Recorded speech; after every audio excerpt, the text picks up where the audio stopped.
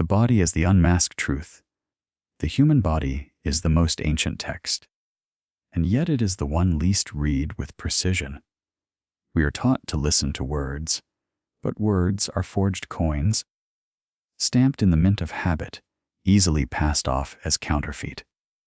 The body, however, does not know how to counterfeit for long. It trembles under the strain of falsity. It reveals cracks under the pressure of concealment. It shifts and wreathes when the spirit within it is at war with itself. To read the body is to see through the theater of speech, to penetrate the mask that civilization has carefully painted upon the face of man. The hands betray what the mouth denies. The subtle sway of the torso reveals what logic tries to disguise. And the skin itself becomes a restless parchment where truth bleeds through in sweat, flush, and shiver. Every posture is a philosophy made flesh. When a man sits hunched, it is not only his back that bends, but his will that retreats. The one who spreads himself across a room does not simply occupy space. He proclaims dominion, whether earned or feigned. There is no neutrality in the body. Even stillness declares something. Even silence carves a shape in the air. To observe the body is to observe the living battlefield of instincts, urges, fears, and ambitions. You cannot suppress what is primal for long. The body has its own tongue, older than words, born from the depths of survival. It is the inheritance of creatures that once roamed in forests, who needed no grammar but only gestures of hunger, of warning, of invitation. That inheritance has not died. It only hides beneath the veneer of modern etiquette. Notice how the liar, even when trained in craft, leaks fragments of his deception through his frame. His lips may move smoothly, but his feet shuffle as though they wish to flee the very stage he has created. His arms may remain controlled, yet a restless tapping of the fingers betrays the nervous revolt within. The pretender, who wishes to appear fearless, stretches his chest forward, yet his neck stiffens, and the slight contraction of his throat reveals that courage is borrowed and not born. The body whispers a confession before the mind even knows it has spoken. When one enters a room, the body announces presence before a single word emerges. Observe the tilt of the chin, the rhythm of steps, the distribution of weight upon the ground. The one who drags his feet does not merely walk. He drags his spirit, weighted by burdens or doubts. The one who strikes the earth with each stride declares urgency, perhaps even anger disguised as purpose. The body walks ahead of the soul, like a herald proclaiming truths the mind may still wish to hide. Even in stillness, the body is a theater. The folded arms across the chest are not only a shield, but a fortress, built to defend against intrusion. The biting of the lip is not merely habit, but a subtle duel between impulse and restraint. The eyes dart, the shoulders stiffen, the skin flushes. All of this occurs before thought can intervene, before language can intervene, before the individual can construct his careful illusions. To read the body is to strip away these illusions and stand before the naked architecture of human instinct, raw and unpolished, speaking in a dialect older than civilization itself. The eye says gateways of the inner will. The eyes are the only fire that the body cannot fully smother. They betray the deepest stirrings, not because they choose to, but because they are the immediate mirror of the will. A man may twist his mouth into a smile. He may steady his hands into composure. He may control his posture into statuesque calm, yet the eyes remain wild and untamed, shimmering with truths that no discipline can entirely hide. They flicker when fear passes through. They dilate when desire consumes. They dart when guilt gnaws from within. To look into another's eyes is to glimpse the living core of their unrest, their hunger, their concealed tremors. Words may conceal, but the gaze accuses, and it does so in silence. Consider how a child, long before learning speech, communicates entire worlds with the gaze. Hunger, confusion, longing, joy, all pour out through the eyes before language ever arrives to confine them into syllables. This primal language never disappears, it only deepens, growing more intricate as the human learns to mask and deceive. But no mask is seamless. The liar may hold his tongue steady, yet his eyes betray the fracture. They shift too quickly. They flee from steady contact. They seek refuge in corners, as though hunted by their own dishonesty. One cannot maintain the gaze of truth while living in the shadow of deceit, for the eyes recoil under the weight of falsehood. The eyes are also instruments of dominance and submission. To meet another's gaze and hold it is to engage in a silent contest of wills. The weak lower their eyes, not out of courtesy, but because the fire of another's gaze burns too fiercely. The strong sustain it, not because they are cruel, but because they are unafraid of being seen. In this simple exchange, entire hierarchies are revealed without a word spoken. Averted eyes are confessions of insecurity, while the unflinching gaze is the anthem of certainty.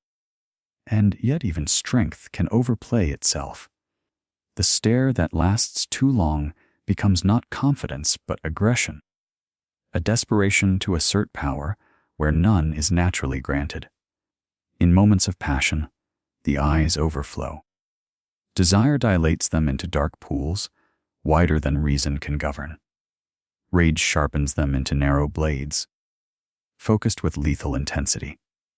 Sorrow floods them until they glisten against one's will, betraying even the strongest attempt at concealment. The eyes are incapable of neutrality. They are always saying something, always translating the movements of the inner storm into light and shadow. And yet, the eyes do not merely reveal, they also shape the encounter. To look upon someone is to touch them without hands, to penetrate the silence with an unspoken question, challenge, or embrace. One gaze can soften anger, another can summon fear, another can ignite courage. The eyes are weapons and gifts alike, and to read them is to read the shifting tides of the soul itself. To ignore them is to remain blind, not in sight but in comprehension, for in every glance lies a map of hidden intention. The unspoken script of the will that words will always trail behind. Posture is the language of power. The body does not stand in silence. It proclaims its truths even when no words accompany it. Posture is the first sermon of the flesh, the immediate declaration of how one perceives oneself and how one wishes the world to perceive them. A man who stands tall with shoulders open does not merely stretch his muscles. He is unconsciously inscribing his presence upon the space, claiming territory with the invisible ink of confidence. Another who folds inward, who shrinks into himself, does not simply tire. He withdraws from the contest of existence, signaling a retreat before the battle has even begun. To read posture is to decipher these subtle hieroglyphs of power and weakness, to interpret the ancient language that speaks before speech itself. Consider how, in the wild, animals establish rank not through words but through stance. The lion stretches with deliberate calm, his chest broad, his head elevated, his movement slow and unhurried. He has no need to shout. His body is the banner of his dominion. The weaker creature cowers, curls itself smaller, lowers its head, its very frame pleading not to be noticed. This primal script lives still in humanity. The conference room, the marketplace, the crowded street, each is but a continuation of that ancient stage, and posture reveals the cast of characters before they utter a sound. Observe a gathering of men, and the lines of hierarchy unfold in silence. One leans back, expansive, his arm thrown carelessly over the chair. Legs spread, commanding without command. Another sits rigid, spine locked, hands tight, as though clinging to the illusion of composure. One slouches into indifference, his body proclaiming detachment, perhaps even disdain. These are not accidents, they are declarations. Posture is the autobiography that the body writes unconsciously, the living script of self, belief, fear, and ambition. Even the smallest adjustments of posture can betray shifts within. A sudden straightening of the back when challenged, a slight tightening of the shoulders when threatened, a leaning forward when intrigued. All of these are movements that thought cannot fully restrain. They are signals emitted from the undercurrent of instinct, gestures written in the grammar of survival. The one who reads them correctly gains access to an invisible conversation, the dialogue beneath dialogue, the truths that words decorate but cannot conceal. In moments of confrontation, posture becomes the battlefield itself. Two opponents may speak calmly, but their bodies declare war. One leans in, narrowing the space, declaring dominance by encroachment. The other resists by stiffening, a fortress of muscles braced against intrusion. Sometimes the stronger does not even move. He reclines, unfazed, and in that indifference, proclaims supremacy more powerfully than any aggression could. The true reader of posture does not listen merely to voices. He listens to the architecture of the body, to how it occupies air, to how it stretches or contracts against the invisible pressure of others. Yet posture is not only a revelation of strength and weakness, but also a reflection of the inner dialogue one has with oneself. The man who bends perpetually forward carries the weight of unspoken burdens, his body confessing what his lips may never admit. The one who sits in constant vigilance, never at ease, is chased by anxieties that permit no rest. The posture is not a random arrangement of bones and muscles. It is the sculpture of the soul in motion, the unguarded scripture of the human will written not in ink, but in flesh and stance. Micro-expressions. The silent betrayals. There are truths that last only a heartbeat. Flashes too swift for the conscious mind to polish or disguise. Yet it is in these fleeting instants that the soul slips from its fortress. These are the micro-expressions, the shadows that pass over the face before reason can intervene, the tremors of authenticity that rise unbidden from the abyss of instinct.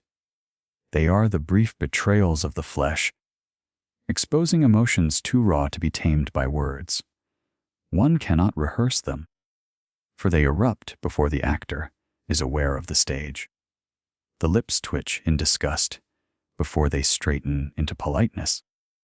The brow furrows in doubt before the mask of agreement descends. The eyes narrow in contempt before they widen again with feigned warmth. To observe them is to seize upon the truth in its most naked moment, unclothed by calculation. The face is a battlefield where masks and impulses collide. The speaker who tells a lie may steady his tone, but his cheeks betray him with the flicker of tension. A smile offered in diplomacy may collapse too quickly, vanishing like a candle extinguished by an unseen wind, revealing that joy was never present. Anger often appears not in raised voices, but in the flash of teeth that vanishes before the lips restore their civility. Fear emerges in the widening of the eyes for less than a second, a primal warning that the mind struggles to conceal.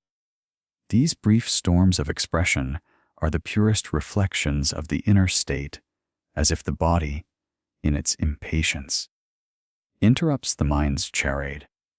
Those who train themselves to read micro expressions become witnesses to the unspoken dialogue beneath all conversations.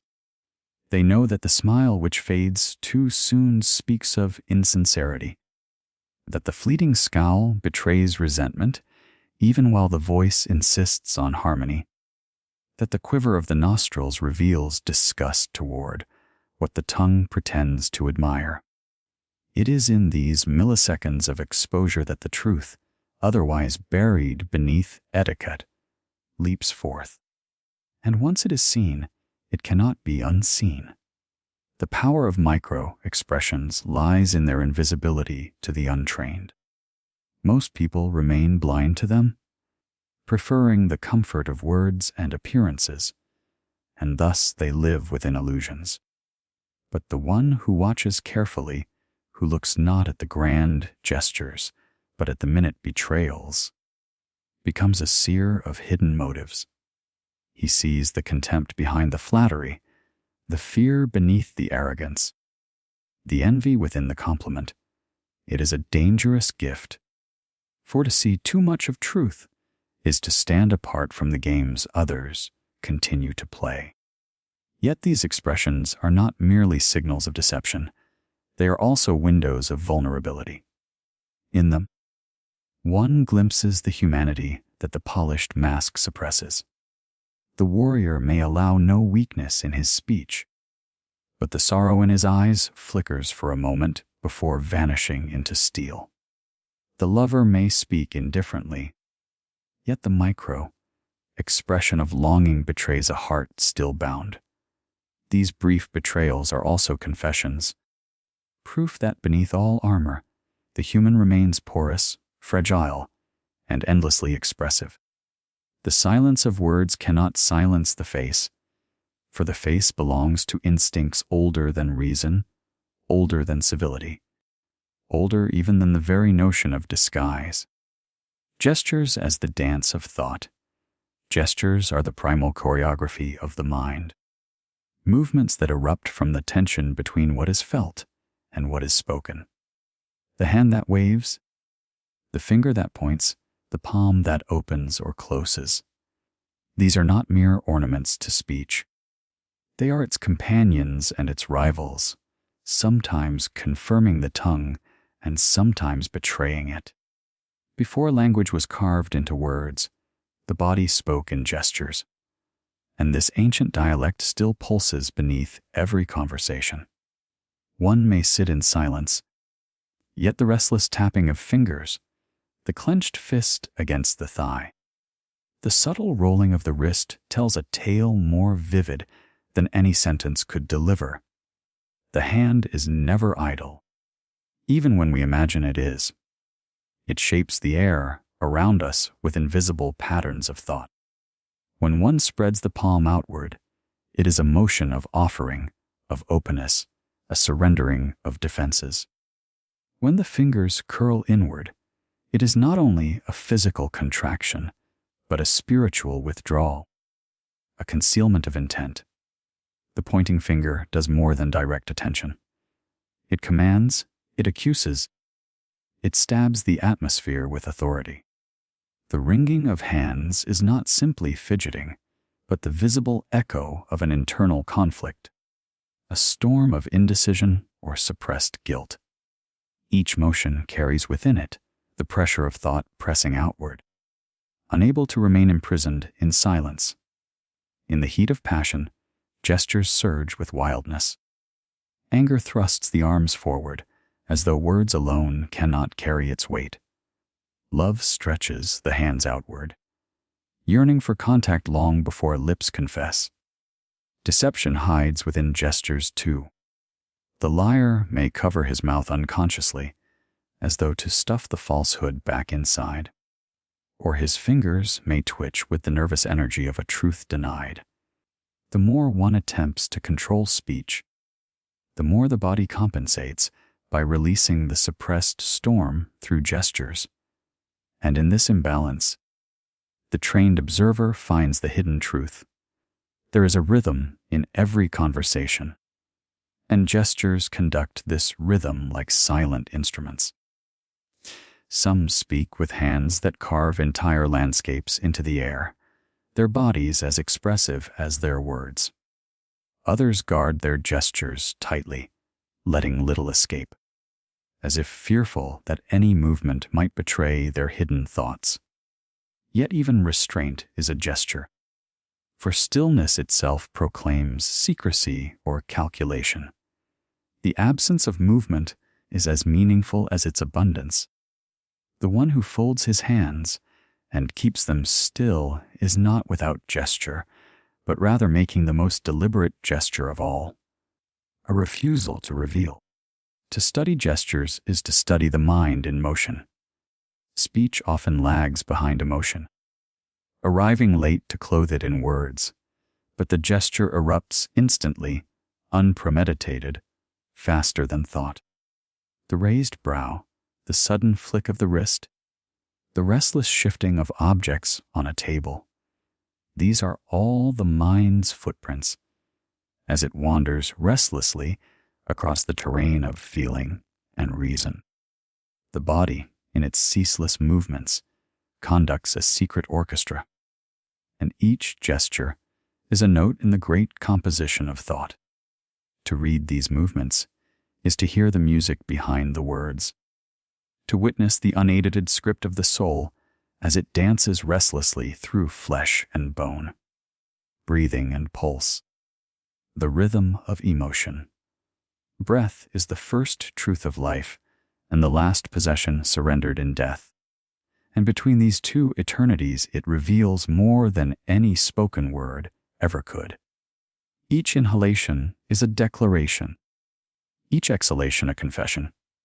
One may seek to control posture, disguise gestures, even master the eyes. Yet the breath remains a rhythm beyond complete command, always betraying the undercurrent of the inner world. The hurried breath of anxiety, the shallow breath of fear, the steady breath of calm, the trembling breath of suppressed sorrow. These are the purest scripts of the body, written not in symbols but in cadence. To listen to breath is to listen to the pulse of the soul, a rhythm that cannot be silenced without extinguishing life itself. The pulse joins this rhythm as its companion, its silent drummer beneath the skin. Its tempo accelerates with desire, pounds with anger, falters with dread, softens with peace. Even when words and gestures are mastered into harmony, the pulse betrays unrest. The chest may seem steady, yet beneath the surface the heart strikes against its cage, rattling with the force of what the mind attempts to bury. The one who learns to read these hidden beats gains knowledge, more intimate than speech could ever offer. For here, the body speaks not to others, but to itself, in a language too ancient to falsify. Consider the liar whose voice is smooth, whose gestures are disciplined, whose eyes are trained in control. Yet his breathing grows uneven, his chest rising too quickly as if hunted by his own deception. The pulse races in protest, and though he may seek stillness, the trembling at the throat or the quickening of breath betrays him more surely than words. Truth and falsehood wage their war in the lungs, for one cannot breathe freely while constructing illusions. Breath becomes the battlefield, uneven, strained, restless, and the watchful observer knows where to listen.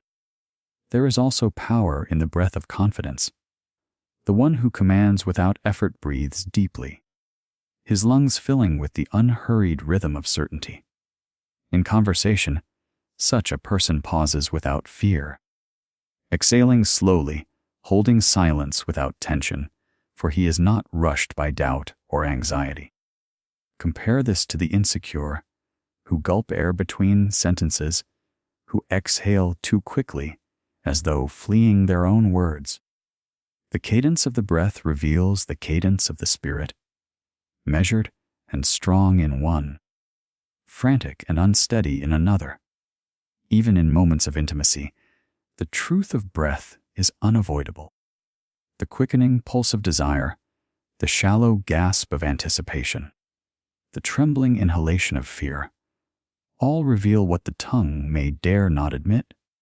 In sorrow, the breath collapses into sobs, the body's rebellion against the weight it cannot endure in silence. In joy, laughter seizes the lungs, breaking rhythm with a music of its own. Breath is not merely survival.